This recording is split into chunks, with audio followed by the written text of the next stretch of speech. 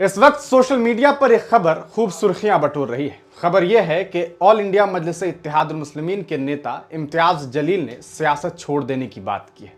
सुर्खियां ऑब्वियस सी बात है, इस बयान के बाद तो बनेगी ही। और सोशल मीडिया पर लोग ये कह रहे हैं कि आखिरकार ऐसी क्या बात हुई कि मजलिस इत्तेहादुल मुस्लिमीन के एक बेहतरीन सिपाही ने सियासत छोड़ देने की बात की है।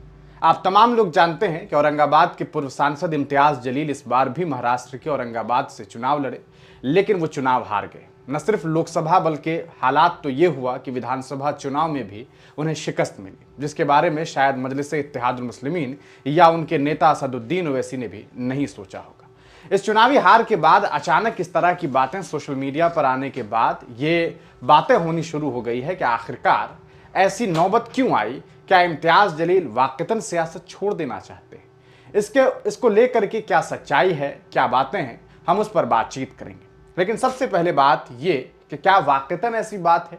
क्या इम्तियाज जलील वाकईतन सियासत छोड़ना चाहते हैं? क्या वो ऑल इंडिया मजलिस इत्तेहादुल मुस्लिमीन को इस्तीफा देने वाले हैं? आखिरकार ये बातें कहां से आई है? क्योंकि सोशल मीडिया हैंडल पर ये लगातार बातें हो रही है।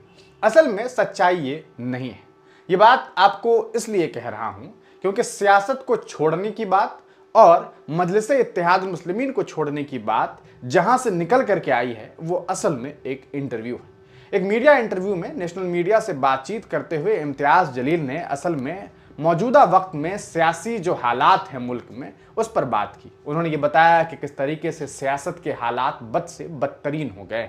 आज़ाद भारत में जिस तरीके से सियासत की जा रही है वो वाकईतन काफ़ी निंदनीय है। आप तमाम लोग जानते हैं कि इस मुल्क में राजनीति अब धर्म के ऊपर जो है वो निर्भर हो गई है। सियासी पार्टी धर्म को ला करके सीधे तौर पर सियासत करना चाहते हैं। विकास, डेवलपमेंट, ये सारी चीज़ें बहुत बाद की हो गई है। हर पार्टी के जो नज़रियात हैं, हर पार्टी की जो नज़रियात है वो किस तरीके से है आप बखूबी जानते हैं। इस पूरे मामले को लेकर के और ख़ास करके महाराष्ट्र की सियासत पर जब इम्तियाज जलील बात कर रहे थे, इस दरमियान असल में उन्होंने ये कहा कि जो हालात बन गए हैं ऐसा लगता है कि इसमें सियासत करना मुनासिब नहीं है। यकीनन वो ये कहना चाह रहे थे कि ऐसे हालात में सियासत करना ना करना और इन लोगों के बीच में इस तरह की सियासी जो कहा सकता है हालात है उसमें सियासत करना मन करता है छोड़ दिया जाए।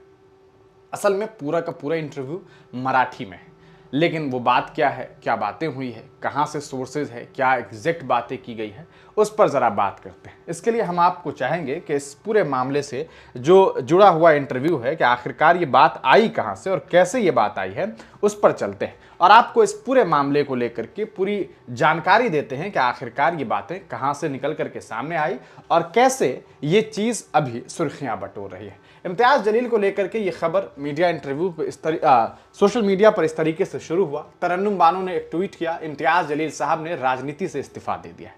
There is a difference between राजनीति से इस्तीफा और पार्टी से इस्तीफा। इस बात को तो आप बखूबी समझ रहे हैं कि भाई मजलिस नहीं छोड़ रहे हैं, सियासत से इस्तीफा देने की बात की जा रही है।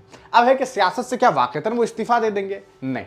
देखिए, मीडिया में जब बातें होती हैं तो उसके दो मायने होते हैं। एक, वो बताना चाहते हैं कि क्या हालात है और क्या हो सकता है, क्या मन करता है, क्या जी चाहता है, लेकिन चूंकि हम ये चाहते हैं कि अंधेरे में भी कोई तो हो जो चिराग बन करके काम करे, तो यकीनन इम्तियाज जलील साहब एक चिराग की तरह जो है अंधेरे में रोशनी करना चाहते हैं। लेकिन बहुत परेशानियां हैं, बहुत ज़्यादा रास्ते जो हैं वो कठिन हैं। इस पर कहीं ना कहीं वो बात करना चाह रहे थे। अब इस पूरे मामले में जो असल में स्रोत के तौर पर, जो सोर्सेज के तौर पर वीडियो साझा किया गया है वो एक मीडिया इंटरव्यू का है। उस मीडिया इंटरव्यू को हम आपको बताना चाहते हैं कि वो कौन सा है। अगर आप मराठी जानते होंगे तो आप यहाँ जा करके इसे देख भी सकते हैं। ये हम आपको देखिए, जैसे YouTube पर जो है एक इंटरव्यू इनका अपलोड हुआ है और इसमें उन्होंने TV9 जो है चैनल को आप जानते हैं मराठी, उस पर इन्होंने बातचीत की है। अगर आप देखें तो यहाँ पर देखिए ये लगभग बातचीत 24.5 मिनट की हुई है और ये 2 दिन पहले ये इंटरव्यू हुआ है। अगर हम आपको इस पूरे मामले में कुछ बेहतरीन डिटेलिंग बताने की कोशिश करें तो वो है इस पूरे मामले के बीच हुई बातचीत कि आखिरकार क्या बातें हुई है और कैसे बातें हुई है। तो इस पूरे मामले में जो कमेंट सेक्शन है उसमें देखिए, यहां पर आप देखेंगे इम्तियाज जी साहब, आप यहां पर आप देखिए मराठी में बातें लिखी हुई है, लेकिन अगर आप इसे हिंदी से ट्रांसलेट करेंगे तो इम्तियाज जी सर आपको सलाम, सचमुच कोई नैतिकता नहीं बची है, चाहे वो कितना भी अच्छा काम करे फंस जाता है। क्रूरता, हिंसा और हिंसा जो है वो बढ़ गई है। सभी को ईश्वर, देश व धर्म के प्रति अच्छी सोच के साथ एकजुट होना चाहिए, तभी मानव जीवन सुखी होगा। धन्यवाद, वंदे मातरम, ये अविनाश ने लिखा है। उसके अलावा एक रितेश कास्बे साहब है, उन्होंने लिखा एजुकेटेड एमपी, परफेक्ट एमपी। यानी कि अगर आप देखें तो इम्तियाज जलील साहब का जो फॉलोअर है वो आप देखेंगे कि नॉन मुस्लिम्स भी है ज्यादातर। हेमंत लिखते हैं कि जलील सर, इससे अगर आप ट्रांसलेट करेंगे तो आप देखेंगे कि किस तरीके से इसमें उन्होंने ये बातें कही। तो ये पूरा का पूरा अगर आप मीडिया इंटरव्यू को समझने की कोशिश करें तो यहाँ पर पूरी तरीके से इम्तियाज जलील साहब ने जो बातें की है वो एक अलग बात है, उसे दिखाया एक अलग तरीके से जा रहा है कि भाई उन्होंने इस्तीफा दे दिया। इस्तीफा नहीं दिया, उन्होंने ये कहा कि यार सियासत इस तरह की हो गई है कि आजकल सियासत करने का जी नहीं चाहता, जी तो चाहता है कि इस्तीफा दे दी जाए। ये क्या तरीका हो गया है, मुल्क में किस तरीके से सियासत की जा रही है, ये सारी चीजें कहीं ना कहीं बातें सामने आ गई है।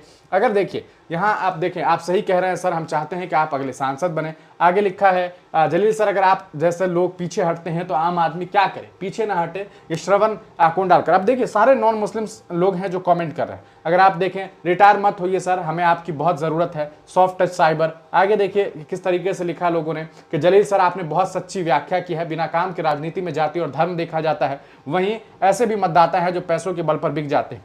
तो यकीनन ये बात कही जाती है सर, यहाँ सच है, यह सच है कि सरपंच से लेकर खासदार तक जाति, धर्म, पैसा और पढ़ाई में जो है पिछड़ रहे हैं। मतलब ये तो ट्रांसलेटेड मैं आपको बता रहा हूं, जो कमेंट किए गए हैं वो ज्यादातर मराठी में किए गए हैं क्योंकि मराठी चैनल है TV9 और उस पर ये पूरा का पूरा मीडिया इंटरव्यू जो है अपलोड हुआ है। इसी में इम्तियाज जलील साहब ने अपनी बातें रखी है और मीडिया से इन्होंने बातचीत की।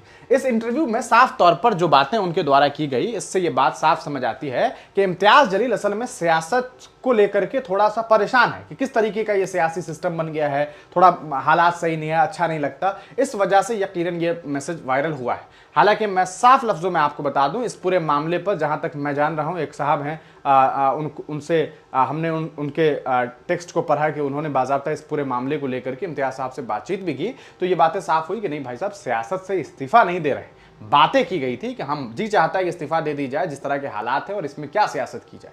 लेकिन आम लोगों की मोहब्बत और कहीं ना कहीं जो अंधेरापन है उसको दूर करने के लिए ऐसे लोगों की ज़रूरत है और ये लोग अभी चाहते हैं कि नहीं भाई, सिस्टम सही हो, हालात ठीक हो। तो ये असल में सच्चाई है। इम्तियाज जलील के मजलिस के छोड़ने और सियासत के छोड़ने की जो बातें की गई है वो बिल्कुल गलत है। आप, हमें उम्मीद है कि इस वीडियो को आगे शेयर करेंगे जहाँ पर भी इस तरह की बातें हो रही हैं उन तक, ताकि वो अपने कन्फ्यूज़न को दूर कर सके। बहुत बहुत शुक्रिया।